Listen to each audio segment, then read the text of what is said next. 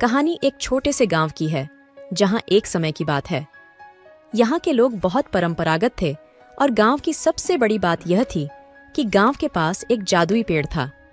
हाँ, आपने सही सुना, जादुई पेड़। इस पेड़ की पत्तियों में छुपा हुआ एक जादुई ताकत था। किसी को भी चाहे जो भी वह पेड़ के पास जाता, उसे एक विशेष इच्छा पूरी होती थी। इस गांव में एक गरीब लड़का था, नाम था अर्जुन। उसका सपना था कि वह अपने माता पिता को खुश देखना चाहता था, लेकिन उसके पास इतना पैसा नहीं था कि वह उनकी तमाम इच्छाएं पूरी कर सके। एक दिन अर्जुन ने सुना कि गांव के पास एक जादुई पेड़ है जो किसी की भी इच्छा को पूरा कर सकता है।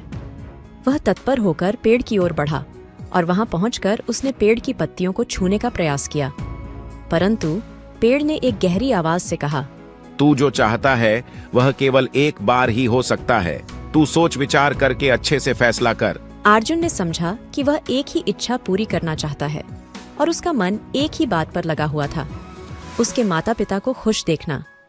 उसने अपनी इच्छा को जादुई पेड़ के सामने रखी और एक बड़े ही चमत्कारी तरीके से उसकी इच्छा पूरी हो गई। गांव में फैली खबर ने सभी को हकीकत से रूबरू करा दिया कि जादुई पेड़ वाकई में मजेदार है। लोग बार बार पेड़ के पास जाते और उनकी इच्छाएं पूरी करवा रहे थे। एक दिन गांव का अमीर व्यक्ति राजा के दरबार में जाने का इरादा कर रहा था। राजा ने सुना कि गांव के पास एक जादुई पेड़ है और उसने सोचा कि यह उसकी बड़ी इच्छाओं को पूरा करने का सही मौका है। राजा ने राजमहल के अद्भुत सजावट के साथ गांव का दर्शन किया और फिर जादुई पेड़ के पास पहुंचा। वहां पहुंचकर उसने अपनी बड़ी इच्छा का आभास किया और पेड़ से उसे पूरा करने के लिए बोला, परंतु जैसे ही राजा ने अपनी इच्छा का आभास किया, पेड़ ने गहरी आवाज में कहा, तू जो चाहता है वह होगा, लेकिन तू इसमें कितना विश्वास करता है, ये तू मेरे सवाल का जवाब दे सकता है।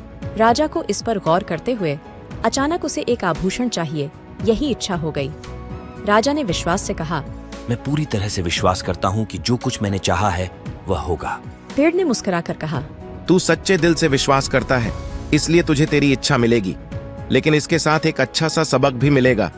तू चाहता है कि यहाँ सभी लोग खुश रहें, तो तू भी खुश रहेगा। राजा ने हैरत और हर्ष के साथ कहा, हाँ, बिल्कुल, मैं चाहता हूँ कि सभी खुश रहें। और उसी समय गांव में सभी को आशीर्वाद मिला कि वे हमेशा खुश रहेंगे। इस प्रकार अर्जुन ने अपने जीवन में खुशियों का स्रोत बना लिया और उसने सीखा कि सच्चा खुशी उसके आत्मविश्वास और दूसरों के साथीपन से आता है। और इस कहानी से हमें यह सीखने को मिलता है कि जब हम दूसरों की खुशी के लिए कुछ करते हैं, तो हम अपनी इच्छाओं को पूरा करने के साथ साथ खुद भी खुश होते हैं। और गांव में सभी ने मिलकर एक दूसरे की मदद करना शुरू किया, जिससे सभी को खुशी मिली और उनका गांव एक सुखी और समृद्ध जगह बन गया। और यही था गांव की जादुई कहानी, जो हमें सिखाती है कि सच्ची खुशी उस समय होती है जब हम दूसरों की खुशी के लिए कुछ करते हैं। तो यह थी गांव की जादुई कहानी, जो हमें यह बताती है कि सच्ची खुशी उस समय होती है जब हम दूसरों की खुशी के लिए कुछ करते हैं।